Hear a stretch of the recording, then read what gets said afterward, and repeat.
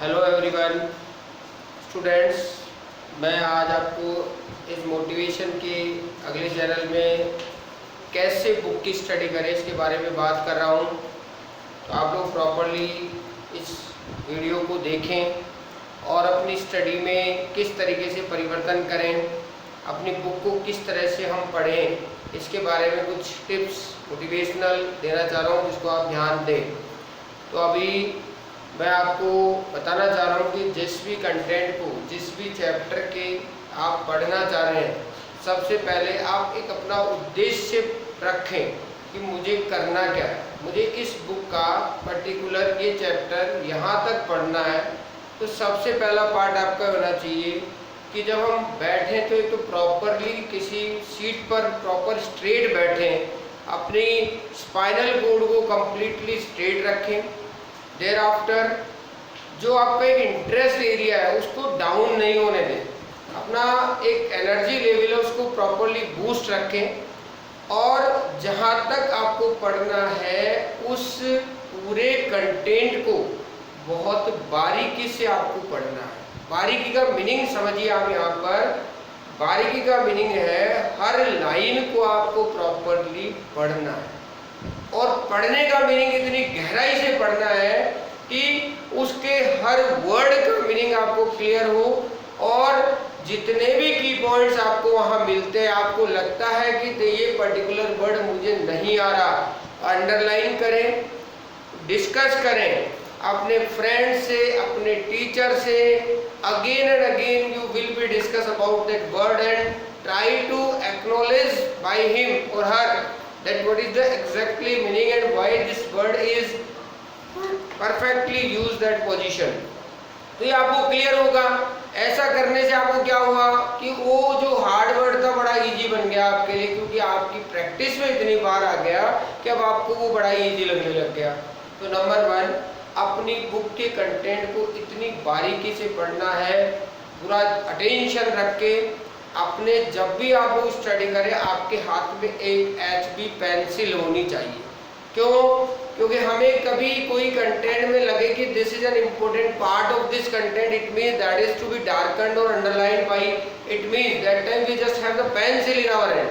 तो आप इमीडिएटली वहाँ पर क्या कर लेंगे, अंडरलाइन कर देंगे उस चीज। उसका मीनिंग आपको किसी टीचर ने बताया, किसी कंसर्निंग सब्जेक्टिव एक्सपर्ट ने बताया, तो आप वहाँ पर पेंसिल से राइट भी कर सकते हैं।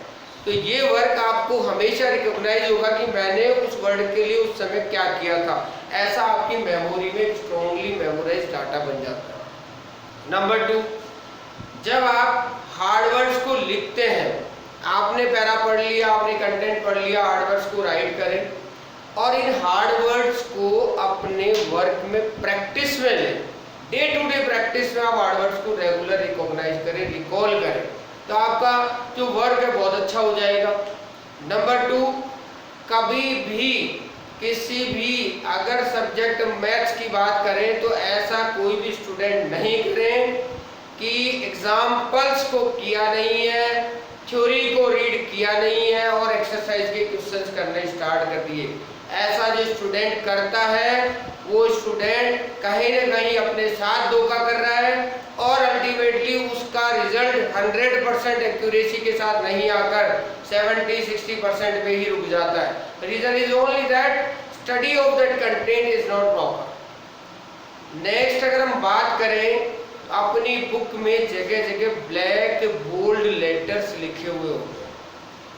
Be more concentration on that black bold letters, that is to be why bold, reason is only and only you should concern over it।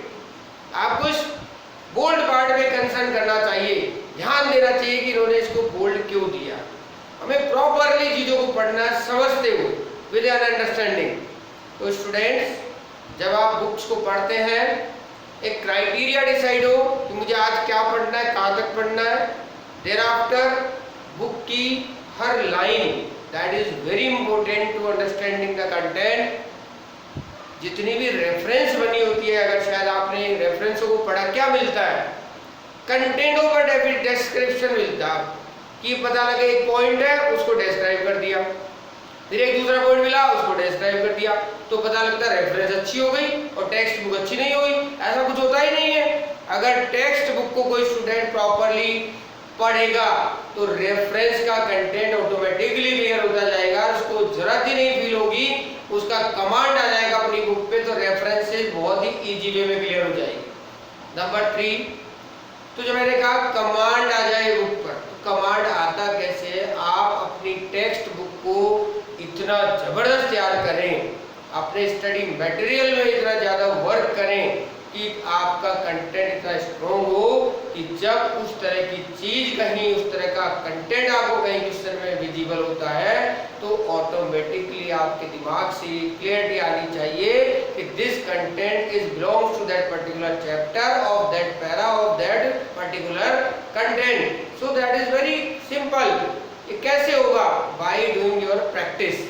हमें हार्ड वर्क करना है, हमें लॉट ऑफ प्रैक्टिस करनी है, डेली प्रैक्टिस करनी है। अपने एक सर्टेन टाइम में हमें इस वर्क को पूरा करना है, अपने टाइम फ्रेम के अकॉर्डिंग हमें लेके बैठना है और डेली अपने वर्क पे कंसंट्रेट करना है।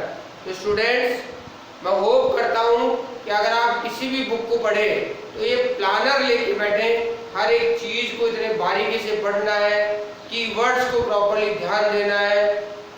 मान लो आपने कोई कंटेंट लर्न किया, स्टडी करते करते आपको समझ, उसका रे डायग्राम, उसका फ्लो चार्ट टाइप डेवलप करो अपने माइंड में कि हमने इसको इस तरीके से लर्न कर लिया तो आगे आपको बड़ा इजी वे में वो मेमोराइज है।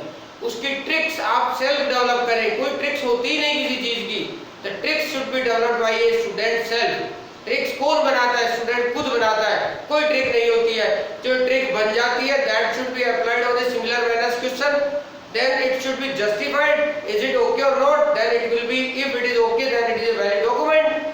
Then the who will prepare this trick, he will say that I have a trick to solve that question. कोई ट्रिक्स नहीं होती, ट्रिक्स बनाई जाती है। और बनती कैसे है? जब आप एक ही पैटर्न के क्वेश्चन पर वो सिस्टम अप्लाई करते हो तो आपके पास एक लॉजिक निकल के आ जाता है कि इस तरह के क्वेश्चन को सॉल्व करने का फाइनल कंक्लूजन ये है, तो आप डायरेक्ट डाटा उठाकर वहां प्लेस करने लग जाते हो। This is a trick. तो ट्रिक कुछ होती नहीं है, ट्रिक बनाई जाती है। तो बनती कब है?